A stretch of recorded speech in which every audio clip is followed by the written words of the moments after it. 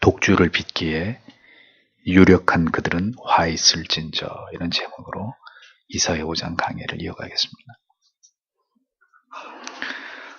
타락한 이사야 시대의 남유다 백성들의 추악한 죄상을 고발하는 그 마지막 내용이 오늘의 본문에 기록이 되어 있습니다. 다시 한번 성경과 역사를 통해서 하나님의 지엄하신 심판과 재앙이 일어나던 때에 그 타락의 양상에 관해서 말씀을 드리면,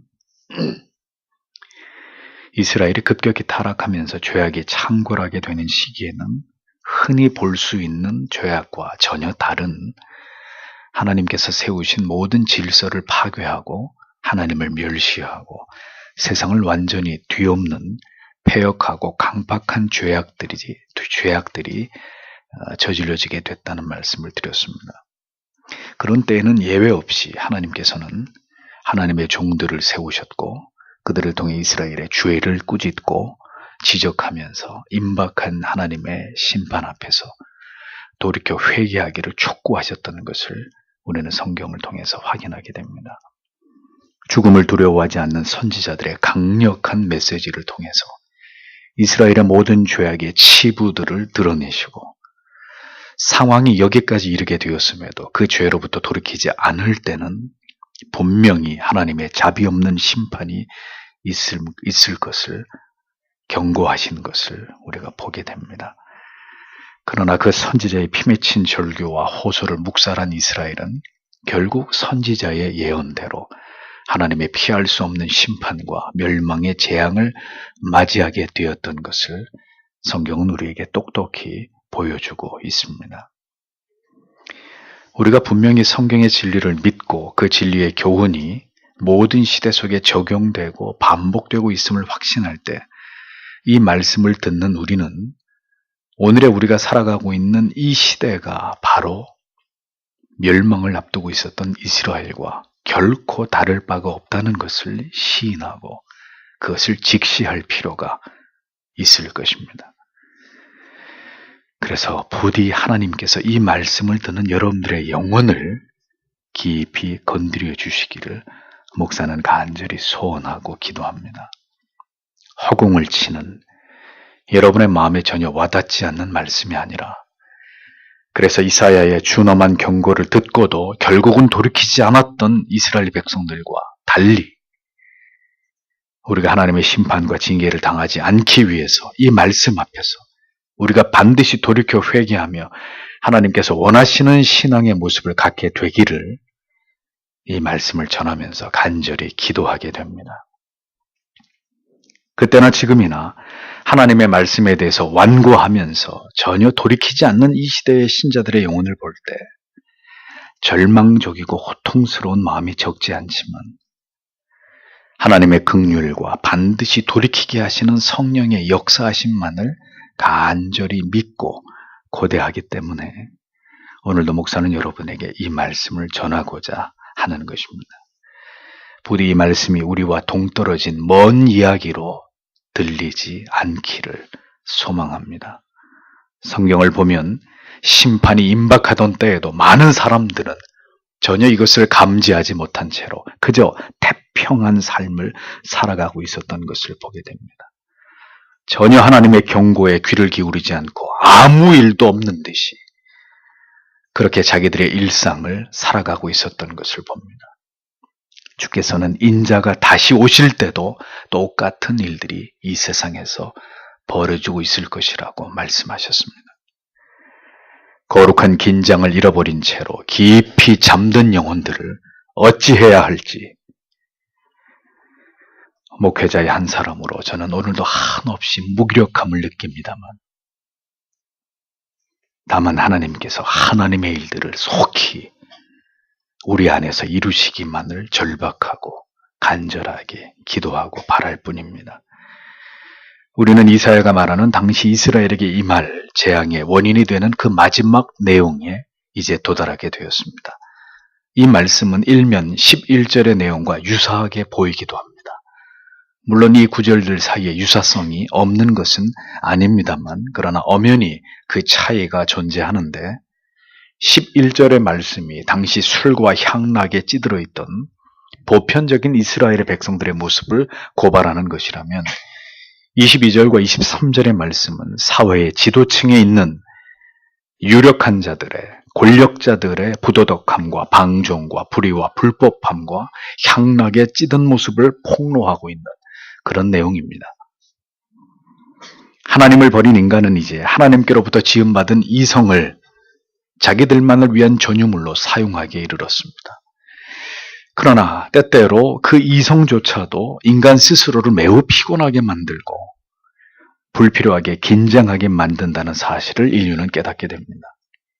보편적인 윤리와 도덕과 상식과 법치에 의해서 다스려지는 세상의 원리는 하나님께서 일반 은총의 영역 속에서 인간의 사회가 보존되고 존속되도록 만들어 놓으신 가장 기본적인 안전장치였습니다. 그런데 인간은 이제 인간들에 의해서 만들어진 이 오랜 사회의 일반적 규범조차도 거추장스럽게 여기기 시작했습니다. 전통과 관습에 얽매이고 나를 자유롭지 못하게 구속하고 규제하는 모든 예스러운 것들에 대해서 인간은 극도의 스트레스를 받아온 것입니다. 그래서 도덕적 일탈과 파격이 일어나기 시작했고 그것이 점점 더 많은 사람들에 의해서 광범위하게 확산되고 받아들여지고 보편화되자 사람들은 이제 더 이상 그것을 사회적 일탈로 간주하지 않게 되기 시작했습니다.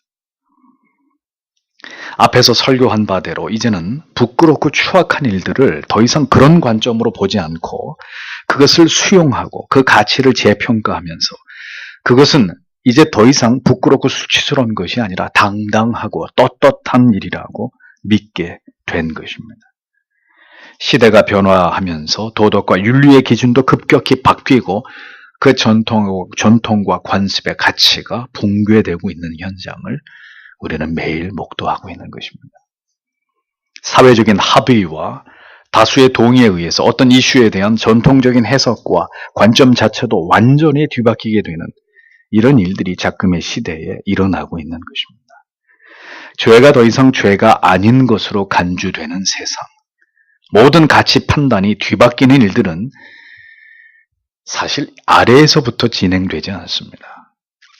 더 많이 배우고 더 많은 지식과 영향력을 가진 소수의 엘리트 그룹에 의해서 사회의 지도 계급에 의해서 보통 이런 일들은 주도됩니다. 사상으로 무장을 하고 세상을 바꿀 수 있는 권력을 가진 자들에 의해서 세상은 그렇게 급격히 뒤바뀌는 일들이 가속화되는 법입니다. 언제나 세상이 정화되는 놀라운 역사는 이 세상에서 영적인 가장 상층부에 있는 교회를 통해서 시작되었습니다. 그리고 그 교회가 세상에 미친 거룩하고 선한 영향력을 통해서 마침내 세상을 바꾸는 인물들이 나오게 되고 그런 인물들에 의해서 세상은 다시 교정되고 죄악된 방향을 수정하게 되는 이런 놀라운 일들이 역사 속에 일어났었습니다. 그렇게 역사 속에 일어났던 그 현상들을 일컬어서 우리는 부흥이다. 그리고 영적인 각성이다. 이렇게 부르는 것이죠. 인간에 의해서 모든 것이 만들어지고 세워지고 발전되어 온 이 세상에서 그렇게 하나님을 의지하지 않는 인간들이 세상을 이룩해 온 과정에서 그렇다면 그들은 무엇을 그들의 정신과 육체의 위로로 삼았겠습니까? 하나님의 자리를 대신하기 위해서 인간이 빚어낸 것이 무엇일까요? 신자는 하나님으로부터 위로와 힘과 용기를 얻으면서 무한히 고난을 헤쳐나갈 힘을 얻게 되지만 세상에 하나님을 알지 못하는 불신자들은 그들의 삶의 그 고달픈 그들의 생의 위로는 무엇이겠습니까? 뭘 만들어냈을까요? 인류가 바로 술입니다. 술로 대변되는 모든 쾌락과 향락입니다. 인간은 술을 통해서 모든 것을 잊고자 하고 자기의 이성의 통제로부터 벗어나려고 합니다. 잠시 현실을 망각하고 도피해서 알량한 그 알코올의 기운으로 삶의 스트레스와 중압감으로부터 해방구를 찾으려고 합니다. 술은 막노동을 하는 노동자에서부터 대기업의 임원들과 대표와 그리고 학계의 저명한 학자들에서부터 한 나라를 이끌어가는 정치가들의 그들의 모든 테이블 위에 올라갑니다. 가난한 사람이나 학문이 깊지 않은 평범한 사람에서부터 부유하고 학식이 깊은 사회를 이끌어가고 주도하는 전문직의 엘리트 그룹까지 심지어 나라 일을 통치하는 통치자에 이르기까지 모두 알코올이 주는 달콤한 위로를 필요로 합니다. 하나님을 알지 못하는 인간들이 이 세상을 지배하지만 그 인간을 지배하는 것은 술입니다. 죄는 이처럼 사람과 환경을 차별하지 않습니다. 죄는 남녀노소를 불문합니다. 고상한 사람과 그렇지 않은 사람 모두를 죄는 그 대상으로 삼고 그들을 파괴시키는 것을 궁극의 목표로 삼습니다.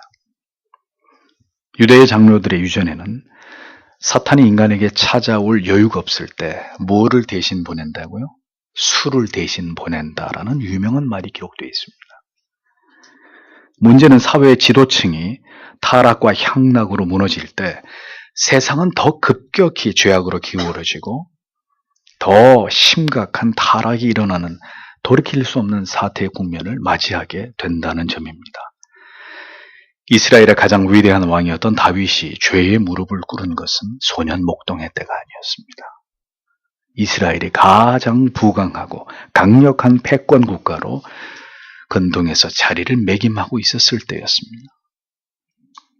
지도층의 부패를 화 있을진저의 그 마지막으로 다루고 있는 이유를 생각해 봐야 합니다.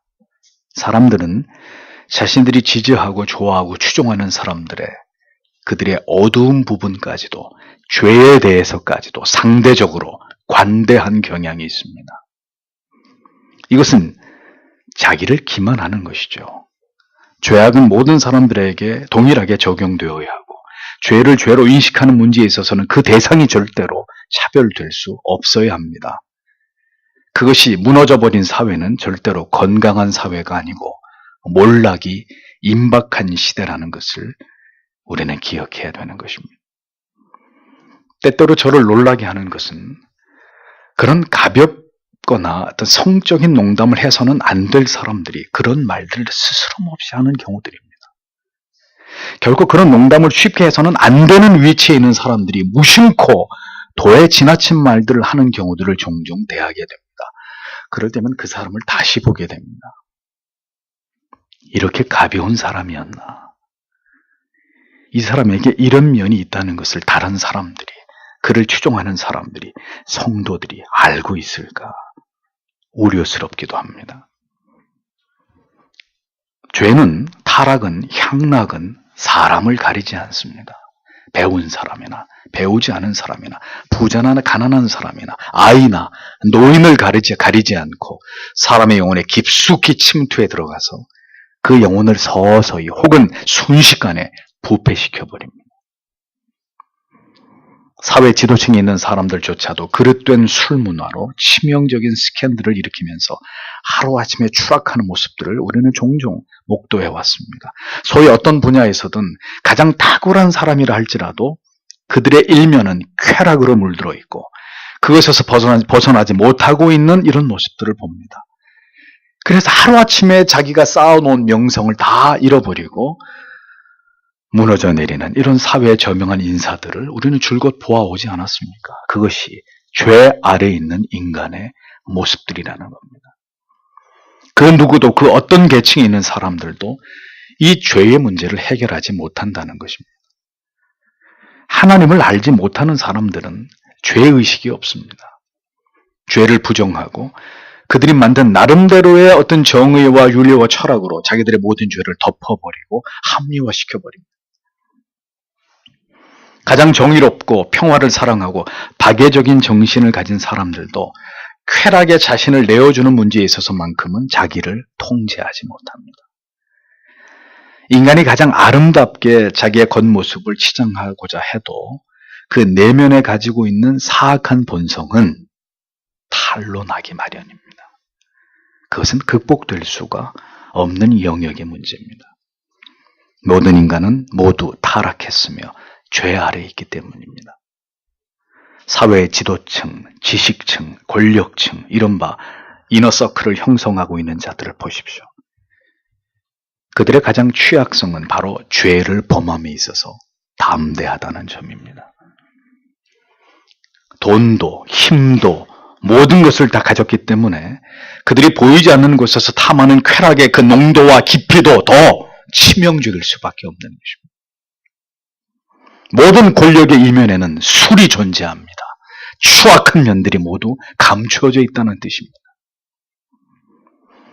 수년 전에 전문직에 종사하는 부부들이 모 장소에서 광란의 파티를 이른바 스와핑을 즐기다가 적발이 되어서 사회에 큰 파장을 일으킨 적이 있었습니다. 사회가 부패하고 타락했을 때 지도층의 그것은 한층 더 심각한 양상으로 나타나기 마련입니다. 이스라엘이 급격히 부패했을 때 항상 그 가장 꼭대기에는 성직자들이 있었습니다. 제사장들이 낮에는 거룩한 제사장의 에봇을 입고 제사를 드리고 밤이 되면 그 옷을 벗어치우고 화려한 세상의 옷을 입고 광란의 파티를 벌이곤 했습니다. 그것이 언제나 멸망이 임박했던 이스라엘의 모습이었단 말이죠. 오늘의 본문을 보십시오. 22절에 화로다, 포도주 마시기에 용사들, 그리고 독주 빚기에 용감함의 사람들이라고 기록되어 있습니다. 포도주를 마시는 모습을 용사에 비유하고 독주를 빚는 일을 용감함이라고 표현하고 있는 것은 다분히 분명한 의도가 있기 때문입니다. 술을 마시는 것을 전쟁에서 승리하고 돌아온 그 장수의 용맹함에 견주고 있는 이 표현은 술을 마시는 행위를 매우 자랑스럽게 여기고 그렇게 술을 즐기는 것이 인생에서 성공을 거머쥔 자들의 전유물이라고 여기는 어리석은 착각 속에 이스라엘의 지도층들이 빠져 있었다는 이야기를 이렇게 하고 있는 것입니다. 독주를 빚는다는 것은 당시 포도주를 더 독하게 만들기 위해서 다른 술이나 첨가제를 더하는 이런 행위를 말하는데, 자, 지금으로 말하면 뭐죠? 폭탄주를 만들어서 그것을 즐겼다는 뜻입니다. 비용을 생각하지 않고 그 술값이 얼마가 나오든 비용을 생각하지 않고 이렇게 담대하게 포도주를 즐기는 파티나 알코올 도수가 높은 고급 술을 블렌딩해서 마시는 이런 모습은 이렇게 술을 즐기는 자들이 단순 노무자들이나 하급 신분의 사람들이 아니라는 점을 시사합니다. 가장 고상한 가치를 말하면서도 가장 정의롭고 올곧은 정신이나 가장 위대한 사상과 철학과 평화를 논하면서도 국가의 정상들이 정치적인 놀라운 업적을 기리는 자리에서도 절대로 빠지지 않는 것이 있습니다. 그것이 술입니다. 술판을 항상 벌립니다. 기껏해야 술을 마시면서 인간들은 그 자리를 대단하게 포장하고 미화시킵니다. 그것을 자랑스럽게 여기고 그런 술자리가 진정한 힘이라고 권력이라고 생각합니다. 그리고 여과 없이 그런 장면은 언제나 세상에 자랑스럽게 공개가 됩니다.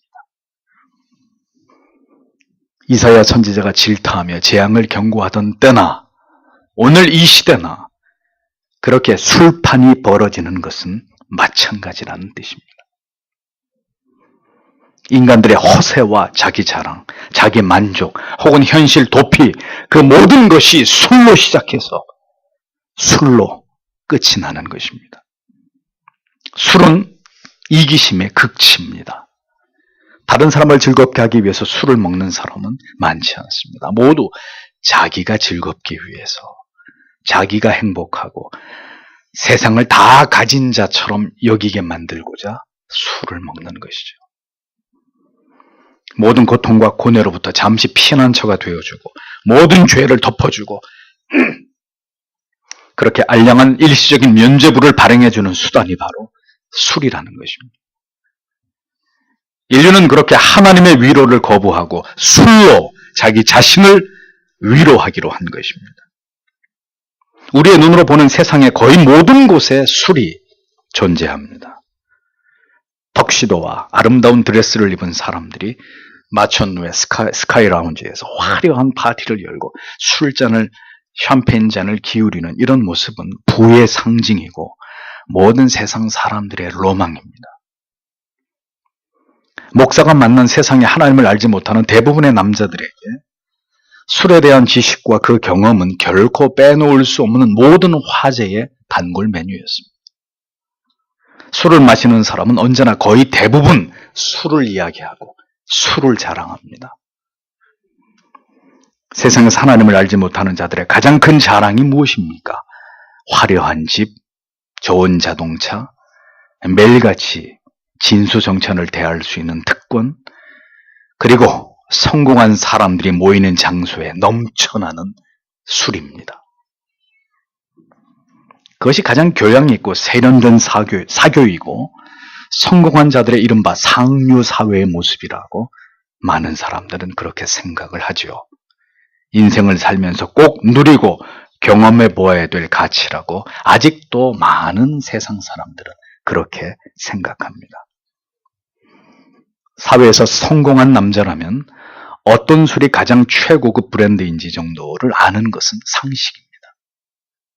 몇 년도 산 와인이 맛이 어떻고 어느 나라 술이 가장 좋고 술에 대한 고급 지식까지 곁들이면 그의 가치는 단번에 한 단계 더 업그레이드 됩니다.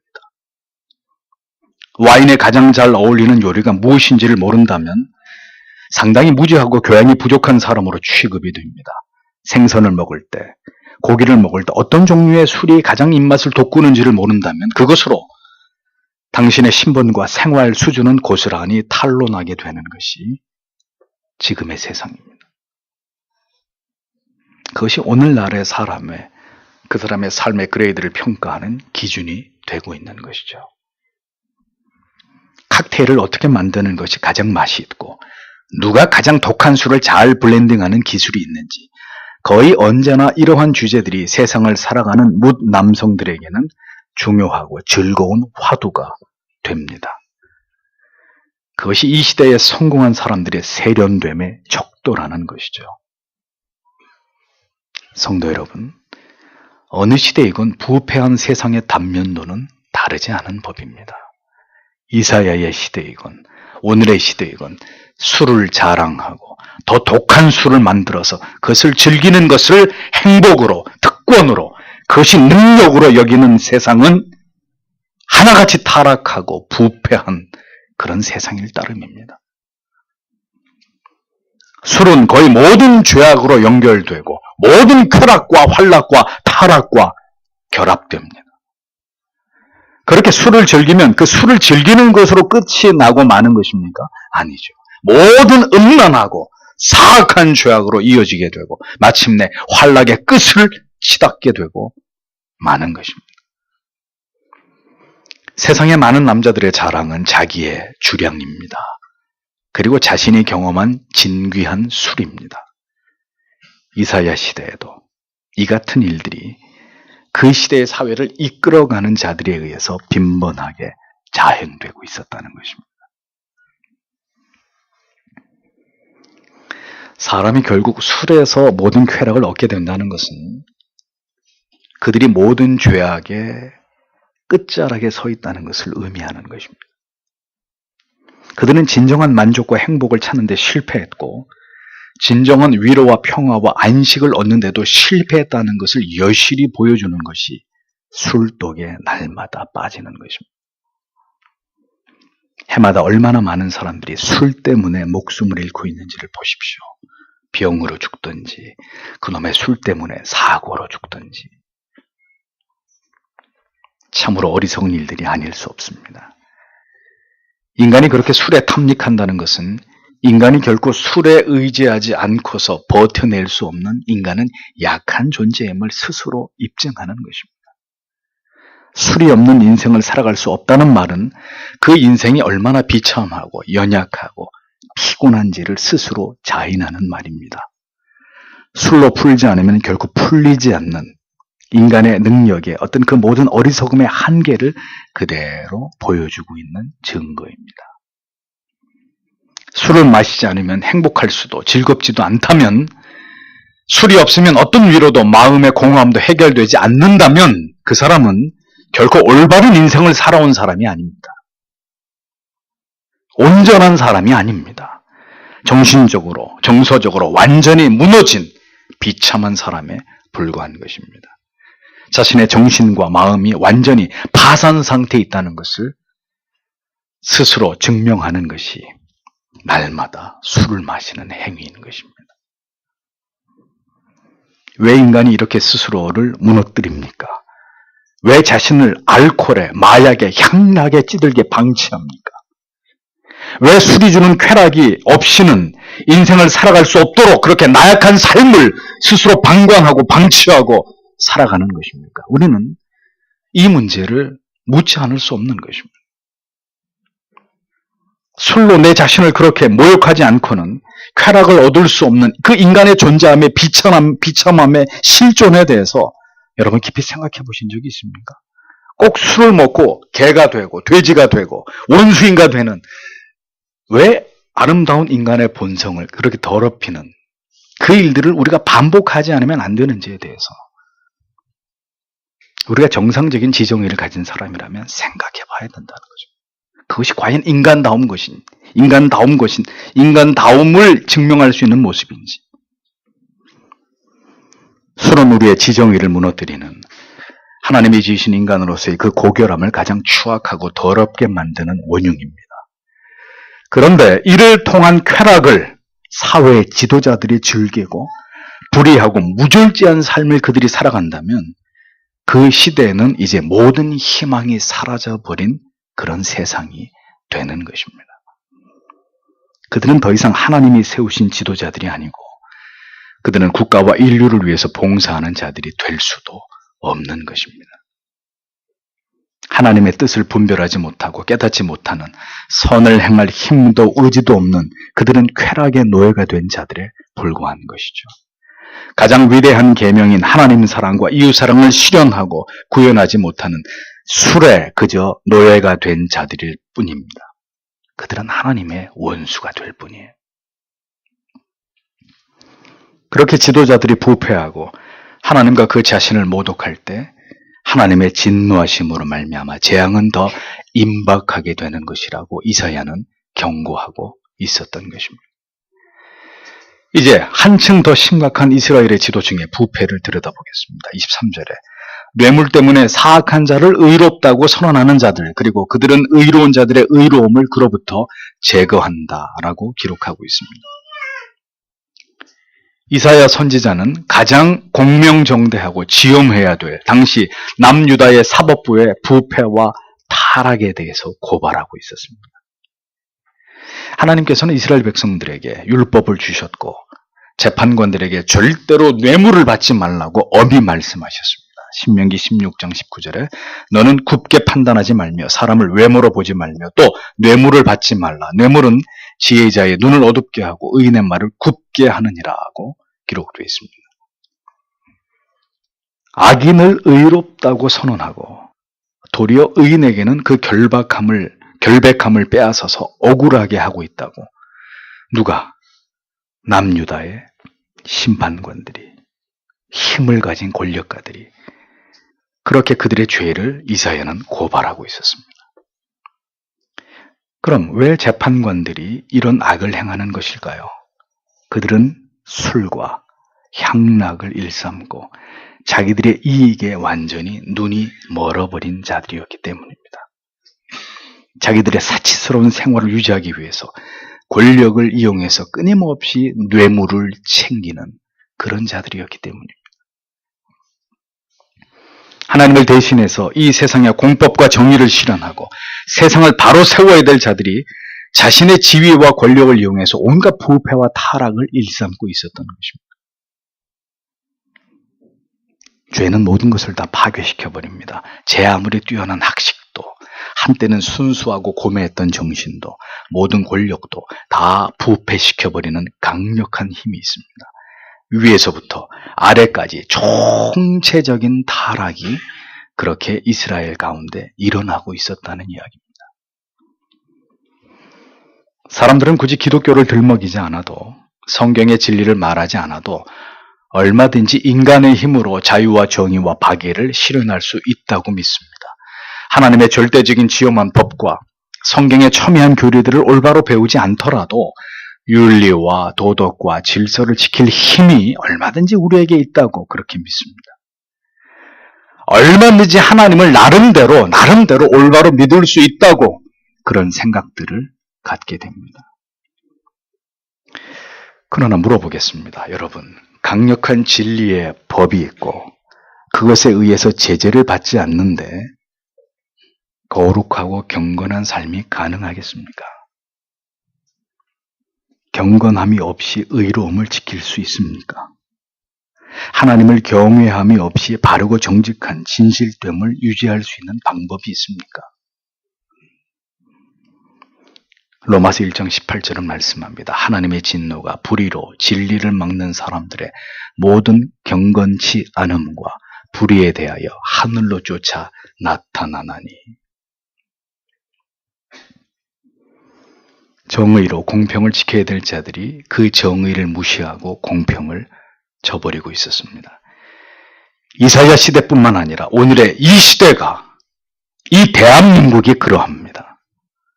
언제나 고위공직자들, 통치자들과 그 측근들의 권력형 비리와 부패가 끊이지 않고 정권을 비호하는 부패한 사법부에 대해서는 뭐 더 이상 실망할 것도 이제 남아있지 않는 그런 지경이 됐습니다. 법을 집행하는 자들까지 무너져버린 지금 이 세상을, 이 나라를 우리가 우려하고 두려워해야 되는 이유는 그런 일들이 일어난 끝에 남유다가 멸망을 당했기 때문입니다.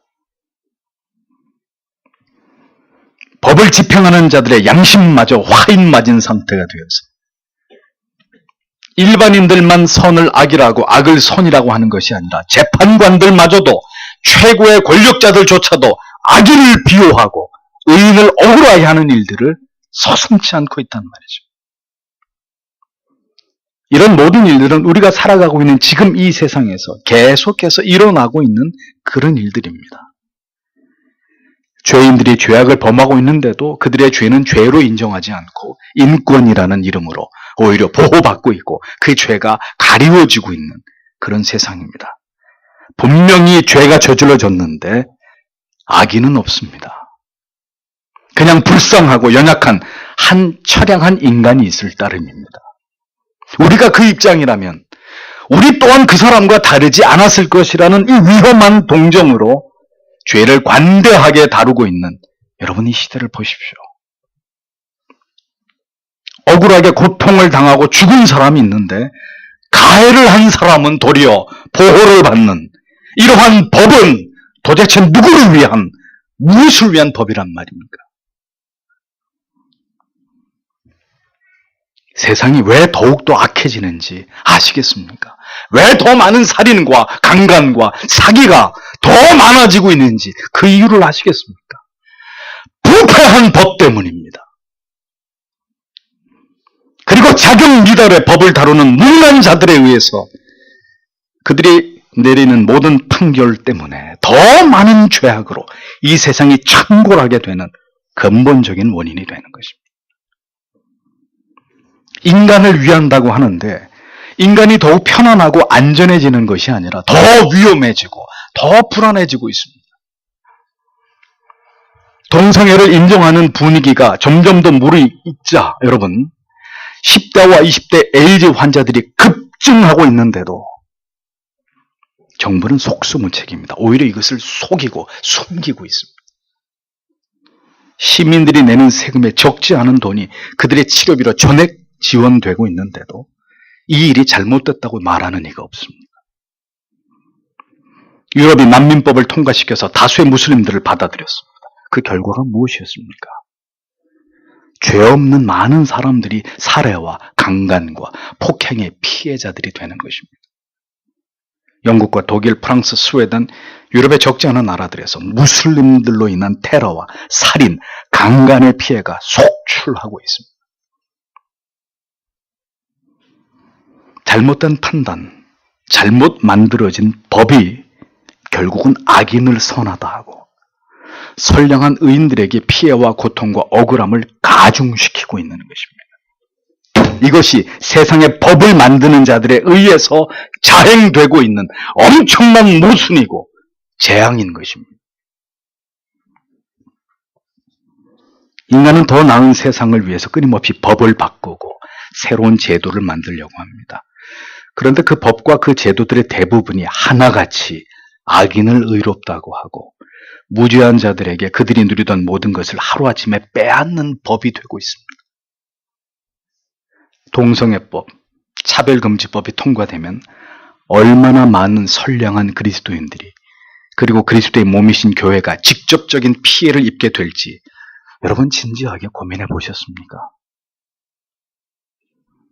얼마나 많은 도덕적으로 올바른 규범을 지켜온 자들이 하루아침에 일자리를 잃게 되고 벌금을 물게 되고 삶의 터전을 잃어버리게 되는 이런 일들이 일어나게 되는지 이미 그런 법이 시행되고 있는 다른 나라들의 예를 부디 진지하게 확인해 보시길 바랍니다. 법이 의인을 지켜주는 시대가 아닙니다. 이제는 모든 악한 법들이 의인들을 핍박하고 악인들의 손을 들어주는 그런 시대가 되어져 가고 있습니다. 법을 집행하는 자들, 나라를 움직이는 자들의 부패와 타락은 결국 하나님의 진노와 화를 피할 수 없는 결과를 반드시 가져오게 된다는 것입니다. 가장 공정하고 정직하고 공의로워야 하는 곳이 부패하고 타락한 곳이 됐다면 이제 그 시대는 더 이상 희망이 보이지 않는 시대라는 것을 기억하십시오. 법이 무너져버린 시대, 하나님을 대적하고 의인에게 고통을 더하는 법과 제도가 만들어지고 있는 시대가 성도 여러분, 우리에게도 빠른 속도로 다가오고 있습니다. 선이 경멸당하고 정직과 진실이 조소의 대상이 되고 정절과 순결의 가치는 시대에 뒤떨어진 고루한 것이 되어버린 시대에 우리는 지금 살아가고 있습니다. 경건한 삶을 살아가기 위해서 성경의 기준과 가치를 지키기 위해서 뜻을 세우게 되면 필경 여러분들의 직장과 학원과 캠퍼스와 학교와 모든 곳에서 더 많은 박해와 불이익과 비난을 당하게 될 것입니다. 뇌물로 인해서 악인을 의롭다고 하고 의인에게 그 의를 빼앗으려고 하는 자들이 국가의 지도자이고 사법부와 입법부와 행정부를 차지하고 있다면 그 시대는 끝이 난 것입니다. 사람들은 이제 인간이 중심이 된 새로운 도덕과 윤리를 만들어가고 있습니다. 새로운 제도와 법을 만들고 새로운 젠더, 성과, 새로운 사랑, 러브, 새로운 가족의 구성의 개념들, 아버지가 둘이고 어머니가 둘인 이런 개념들을 만들어가고 있습니다. 그렇게 세상을 통째로 뒤집어 풀려고 하고 있습니다. 모든 권위들을 무너뜨리고 그 최종의 권위에 인간 자신들을 세우고 싶어 합니다. 왜 그런 일들을 행합니까? 왜 그런 일들을 행할까요? 자신들의 양심에서 들려오는 소리들을 모두 다 묵살해버리고 차단시키려고 그러는 것입니다. 왜 하나님을 지워버리려고 할까요? 왜 기독교가 혐오스러운 종교가 되고 있습니까? 듣기 싫다는 거죠. 나는 내 멋대로 살고 싶은데 성경이 해라, 하지 마라, 죄다, 닥치라는 겁니다. 듣기 싫다는 겁니다. 제발 기독교는 꺼져주라는 겁니다. 제발 하나님, 예수 그따위 소리 하지 말라는 거죠.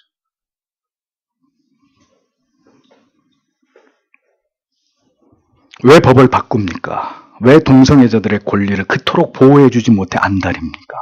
간통죄를 폐지하고 페미니즘을 더 발전시키고 금기되어 왔던 모든 법과 제도를 바꾸려는 이유가 도대체 무엇입니까? 학생 인권조례가 왜 필요합니까? 모두가 죄를 합리화하기 위해서입니다. 모두가 죄를 죄가 아니라고 선언해주고 그로 인해서 모든 인간들의 양심의 가책으로부터 그들을 해방시키기 위해서, 그들을 구원시키기 위해서 법과 제도를 바꾸는 것입니다. 자유하라고. 마음대로 죄를 지어도 아무도 그대들에게 정죄하지 못하도록. 세상이 그렇게 인간들을 떠받치고 있는 것입니다. 그래서 그런 부끄러운 짓을 저질러도 그게 전혀 이제는 양심의 가치기는, 양심을 괴롭히는 문제가 되지 않도록 법으로, 제도로 인간들을 보호하고 그 죄를 다 두둔해 주는 거죠. 다 합리화해 주려고 하는 것입니다. 그 일들이 누구에 의해서 이루어지느냐? 다시 본론으로 들어가서 누구에 의해서 이런 일들이 이루어지느냐? 다른 사람들이 아닌 법을 만드는 자들에 의해서, 세상을 바꿀 수 있는 권력을 가진 자들에 의해서 작금의 세상이 그렇게 뒤집어지고 있는 것입니다. 그들의 영혼이 모두 술에 취해 있기 때문입니다. 사탄의 농간에 놀아나고 있기 때문입니다. 인간에게 필요한 모든 것을, 인간을 합리화할 모든 것들을 제도와 법으로 만들어서 그 안에서 마음껏 자유를 맛보게 하려는 이러한 모든 일들은 결국 선악을 알게 하는 열매를 따먹음으로써 하나님과 단절되도록 만든 사탄의 역사가 그 배후에 있다는 것을 신자는 올바로 분별할 필요가 있습니다. 양심의 소리가 사라져버린 세상에서 누가 왕이 될까요? 인간이 왕이 되는 것입니다. 인간이 신이 되는 것입니다. 마약과 술과 향락에 점점 더 많은 사람들이 빠져들어갈 것입니다. 무엇인가 중독되지 않으면 살아갈 수 없고, 그렇게 살아가는 인간들에 대해서 더 이상 그것을 막을 법도 제도도 존재하지 않는 세상이 오게 될 것입니다. 곧 진리가 붕괴되고 법과 제도를 통해서 양심을 억압하는 가장 기본적인 장치마저도 사회에서 다 사라져버리게 될 때 인류는 이제 통제불능의 상태에 빠지게 될 것입니다. 하나님의 형상을 따라 지음받은 인간이 죄로 인해서 점점 더 추악해지고 스스로 인간의 본성을 모독하는 부끄러움을 모르는 죄들을 담대하게 범하고 있습니다. 악을 행할 뿐 아니라 그 악을 지지하고 두둔하고 그 악을 행하는 자들을 격려하는 이 약한 시대를 보십시오. 법과 제도가 그 모든 것을 뒷받침해 주면서 인간의 타락을 부추기고 있는 이 시대가 바로 하나님의 멸망이 머지않은 이사야의 시대와 너무나 흡사한 때라는 것을 여러분 잊어서는 안 됩니다. 성경은 분명히 하나님의 진노하심이 이런 자들의 머리 위에 있다는 것을 경고하고 있습니다. 이렇게 살면 반드시 하나님의 진노와 저주 아래로 들어갈 수밖에 없다는 것을 강력하게 선포하고 있습니다. 이스라엘의 죄를, 이 시대의 우리의 죄를 이토록 적나라하게 드러내시는 이유는 무엇 때문입니까? 부디 죄를 죄로 깨닫고 돌이키라는 것입니다. 이제 그만 회개하고 하나님께로 돌아오라는 것입니다. 그렇지 않으면 필경 멸망에 이르게 될 터이니 부디 이 경고를 듣고 돌이키라고 성경은 우리에게 외치고 있는 것입니다. 아무 일도 아직 일어나지 않는다고 해서 여러분은 여전히 무사안일하게 살아가고 있는 것입니까? 여전히 육적인 삶을, 세상을 짝하는 게으르고 나태하고 경건에 무관심한 삶을 여전히 반복하고 계시는 겁니까? 하나님의 인내를 시험하지 말고 아직 회개할 수 있는 날들이 남겨져 있을 때 돌아와야 합니다. 그 기회를 우습게 여겨서는 안 됩니다. 하나님께서 오늘도 이 말씀을 통해서 우리의 모든 죄에 대해서 중지를 선언하고 계십니다. 그만 멈추어 서라고 말씀하십니다. 돌아서라고, 이제 그만하라고 경고하십니다. 깨어나라고, 신자가 진정으로 추구하고 도모해야 될 거룩하고 순결한 가치를 향해서, 그 삶을 향해서 회복하라고 말씀하십니다. 살 길은 그 길뿐이라는 것입니다.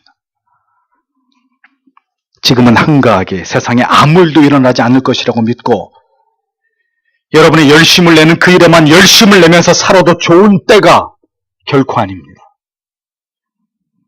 그런 시기는 지나갔습니다. 지금은 자기의 영혼을 위해서 깨어 경성해야 될 때입니다. 인간의 모든 죄의 문제는 특별위원회에서, 법원에서, 국회에서, 정부가, 내각과 대통령이 해결할 수 있는 문제가 아닙니다. 누구도 인간의 이 죄를 향해 달려가는 사악한 본성의 경향을 가로막을 수 없습니다. 그 죄를 막는 힘은 오직 복음뿐입니다. 예수 그리스도의 십자가의 복음만이 죄인을 살리고 그 시대를 깨우고 하나님의 진노를 지연시키고 멈추게 할 수 있는 능력일 뿐입니다. 오늘도 인간들에 의해서 지어지고 있는 이 모든 참남한 죄를 용서하시는, 그리고 새롭게 하시는 것은 바로 그리스도의 보혈의 능력뿐입니다. 성령을 통해서 역사하시는 위대한 보혈의 능력만이 사람을 바꾸고 세상을 바꾸고 한 시대를 다시 바꾸어 놓을 수 있는 위대한 능력입니다. 그런데 해석하게도 이 시대 교회와 강단과 성도들은 그 복음을 잃어가고 있습니다. 그 복음의 능력을 소멸시키고 있습니다.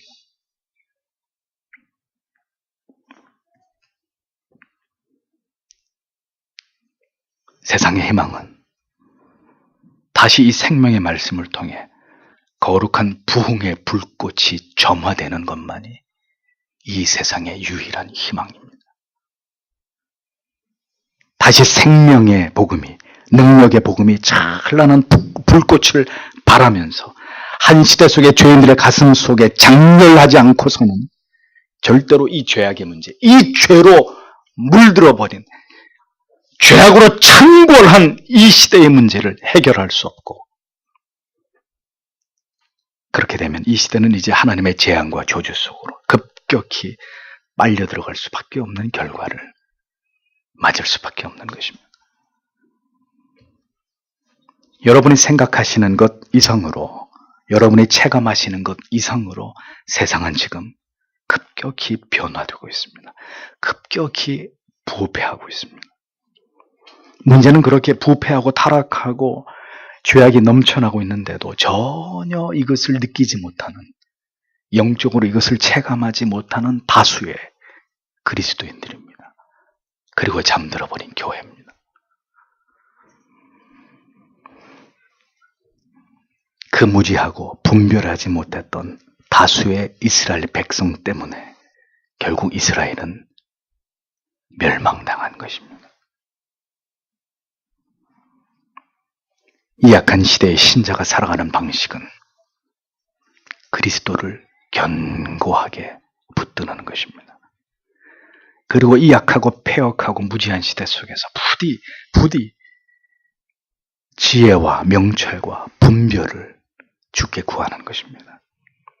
그리고 어디서든 불의와 불법과 타협하지 않고 더 진리의 각을 세우고 그 진리의 가치를 지켜내는 일에 우리의 존재의 이유와 목적을 거는 것입니다.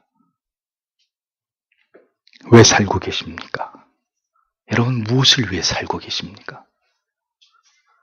세상이 이러한데도 오늘 여러분에게 가장 중요한 가치는 무엇입니까? 공부를 하고 있는 자, 내가 왜 지금 공부를 하고 있는지를 물으십시오. 직장에 나가서 돈을 벌고 있는 자, 내가 지금 무엇 때문에 돈을 벌어야 하고, 내가 무엇 때문에 결혼을 해야 되고, 무엇 때문에 아이를 낳아야 하고, 무엇 때문에 그 아이를 교육시켜야 되는 것인지, 이제 그만 불신자들처럼 살지 말고 나와 내 가족이 우상이 되지 마시고 안전과 번영과 평화가 우상이 되어서 살아가던 삶을 멈추시고 예수 그리스도의 보혈을 수혈받으십시오. 그렇게 살다간 죽습니다. 영원한 멸망에 처하게 됩니다. 십자가의 은혜 앞으로 나아가서 그를 붙잡으십시오. 부디 하나님께 붙들림 받음으로 무엇을 위해 살아야 될지를 깨닫고 그 거룩한 사명감을 가지고 이 시대를 살아가는 신자들이 되셔야 합니다.